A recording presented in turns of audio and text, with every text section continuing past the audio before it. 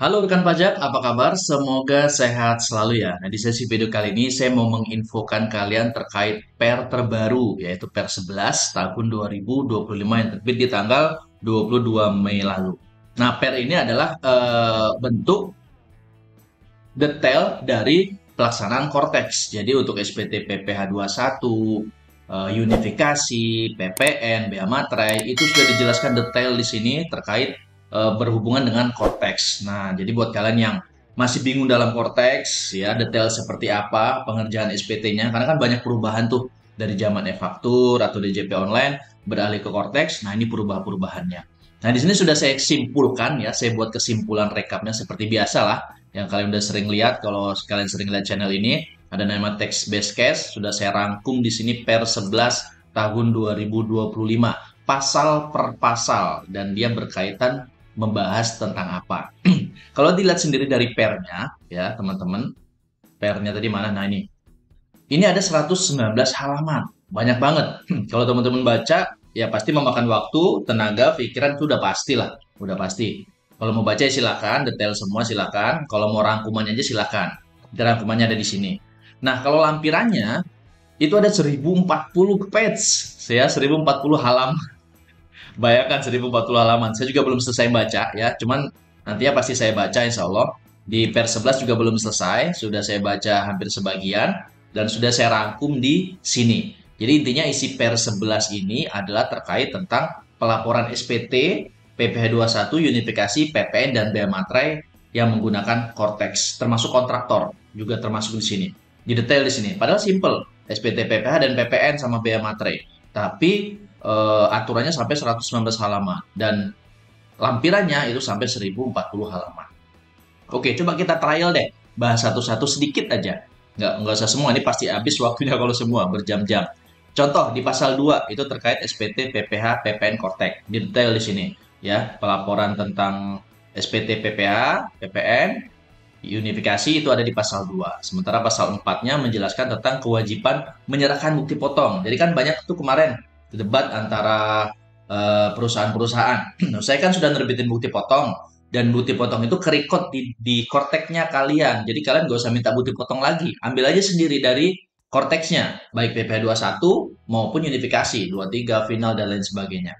Namun kalau secara aturan di per 11 kita wajib menyerahkan bukti potong. Itu tertera di pasal 4. Coba kita lihat pasalnya. Pasal 4. Nah, nih ya. Jelas bunyi di sini. Nih, ya, pemotongan pajak penghasilan 21 harus ya, nih harus membuat bukti potong, terus menyerahkan bukti potong pajak penghasilan 21 kepada pihak yang dipotong. Ini PP 21. Unifikasi sama, tapi di pasal berbeda. Ya, jadi sama semuanya. Intinya wajib menyerahkan bukti potong, walaupun bisa diambil sendiri di kortek masing-masing, tapi wajib menyerahkan bukti potongnya ke lawan transaksi atau ke karyawan. Tuh. Pasal 5 ayat 3, jika cabang maka menggunakan nitku cabang. Nih kalian mungkin udah pada tahu lah, kalau kita buat bukti potong 21, dia terdaftarnya karyawannya di cabang, berarti harus pakai nitkunya cabang. Tetap korteknya pusat, tapi nitkunya cabang. Di pasal 6, pasal 7 itu terkait jenis-jenis bukti potong. Oke ya, saya gedein dikit nanya. Pasal 8 tidak perlu buat bukti potong jika nggak ada gaji. Ya, ini sering ada pertanyaan memang di YouTube, Instagram, TikTok. Pak kalau kalau nggak ada PPh-nya, nihil misal tetap buat bukti potong nggak? Ini beda case. Kalau dia nihil tapi ada penyerahan gaji, itu tetap buat bukti potong. Kecuali memang sama sekali nggak ada gaji. Ada karyawan tapi nggak ada gaji, misal atau perusahaan baru berdiri belum punya karyawan, ya nggak perlu buat bukti potong. Siapa yang mau dipotong? Kan nggak ada penghasilannya diserahkan. Kecuali ada karyawan 1, 2, 3, semisal ada gajinya 3 juta, 4 juta, yang nggak ada PPh-nya, itu tetap wajib buat bukti potongnya, walaupun nihil. Nah ini pasal 8, bukti potong PPh 21 dibuat walaupun nihil. Unifikasi sama nanti. Walaupun dia nihil, entah dia dapat SKB, ya, pajaknya 0%, itu tetap dibuat walaupun nggak ada PPh-nya. Tuh. Pasal 9, karyawan wajib menyerahkan NPWP atau NIK. Nanti pasal 9 ya, NPWP atau NIK. Sementara NPWP nggak dipakai lagi sih, pakainya NIK. Lalu pasal 10 itu dapat dibetulkan atau dibatalkan. Jadi SPT yang sudah kita buat ternyata ada salah, entah salah hitung, kurang karyawannya kurang ada yang nggak masuk, boleh, boleh dibetulkan atau dibatalkan.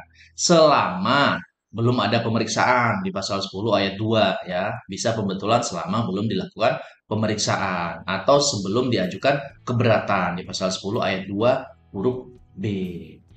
Pasal 11 itu bentuk isi dan tata cara pengisian SPT PP21. Jadi intinya gitulah ya. Jadi teman-teman bisa baca sendirilah dari rangkuman-rangkuman ini. Ini udah saya lumayan banyak dari PP21, unifikasi, PPN dan seterusnya.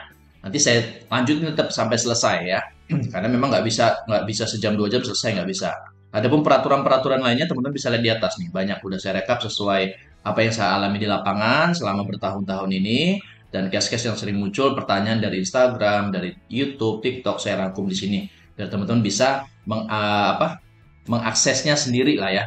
Nah, kalau teman-teman bisa lihat, ini kan jelas nih. Tentang apa ya isinya, di per 11, misal di pasal 16, judul pernya apa, tentang ketentuan pelaporan pajak. Nah, drive-nya ada di sini. Nanti kalau teman-teman butuh PDF-nya, klik aja nih drive-nya, arahkan kursornya ke begini, contoh, arahkan kursornya begini, muncul begini, klik aja, nanti akan mengarah ke drive. Drive itu berupa PDF-nya. Ini ada pernya, ini ada lampirannya. Kalau dibuka ya sama seperti ini, per. Jadi mau cari pasal, misal pasal 6, Ctrl F aja. Pasal 6. Nah, muncul nanti pasal 6-nya. Nih, pasal 6 ya kan. Jadi cara simpel seperti itu. Sama di text based case-nya ini juga sama, teman-teman butuh apa? Ctrl F semisal eh, cara PBK semisal begitu ya. Nah, ini muncul cara PBK. Ya udah nih, ini dasar aturannya di sini, caranya seperti itu. Gitulah kurang lebih. Jadi teman-teman bisa pakai text based case ini di mana aja kalian berada. Selama itu masih ada akses internet, bisa diakses. Nah, buat kalian yang sudah pernah investasi, ini kan cuma 99.000, udah nggak perlu lagi investasi. Ini bisa kalian pakai selamanya. Dan yang tadi, yang kita update tadi, itu akan muncul otomatis di drive kalian. Silakan kalian buka, ini pasti muncul pada 11-nya. Ya. Tapi kalau kalian yang belum investasi, kalian belum bisa mengakses ini. Kalian investasi cukup 99.000 sekali dipakai selama-lamanya. Dan ini akan update ya sesuai ada aturan yang berlaku. Kalau saya jumpa case yang baru di lapangan, walaupun itu aturan lama, saya update di sini. Apalagi ada update aturan baru, ya pasti saya update di sini. Buat kalian bisa lihat lah, bisa mengakses dan bisa mendapatkan PDF-nya di sini ya. Caranya gampang, klik aja link di deskripsi. Ada link aturan pajak lengkap atau tax based cash. Klik aja itu investasi 99.000 melalui Linkit, transfer mau bisa QRIS, bisa OVO, GoPay segala macam bisa semuanya, Bang. Nanti otomatis setelah kalian payment, kalian akan dapat email berupa link drive. Nah, link drive itulah yang kalian klik, nanti akan kebuka seperti ini. Nah, itu kalian simpan ya. Link drive ini kalian simpan, jadi bisa kalian akses selama-lamanya. Atau mau kalian download juga ya boleh, silakan. Tapi kalau udah ke download kan dia nggak update otomatis. Kalian harus download ulang untuk mendapatkan update yang terbarunya. Atau mau kalian akses lewat online begini aja ya silakan ya. Kalau begini update pastinya ya. Oke, sekian dari saya. Ini akan saya update itu sampai selesai mudah-mudahan ya. Karena memang butuh waktu pasti. Lampirannya aja sampai 1040 ya. Sekian dari saya. Semoga apa yang saya sampaikan dapat membantu dan bermanfaat. Tolong bantu share video ini ke teman-teman yang lain, mau via WA atau apapun, agar sama-sama mendapat amalan lah, kebaikan lah atas kebaikan ilmu yang kita sampaikan. Baliguani walau ayah, sampaikanlah walau hanya satu ayat kalau dalam Islam. Nah, ini ilmu banyak kita sampaikan, ya selalu kita dapat manfaatnya lah, pahalanya atau kebaikannya. Sekian dari saya, ada kata yang salah mungkin saya mohon maaf. Akhir kata, assalamualaikum warahmatullahi wabarakatuh.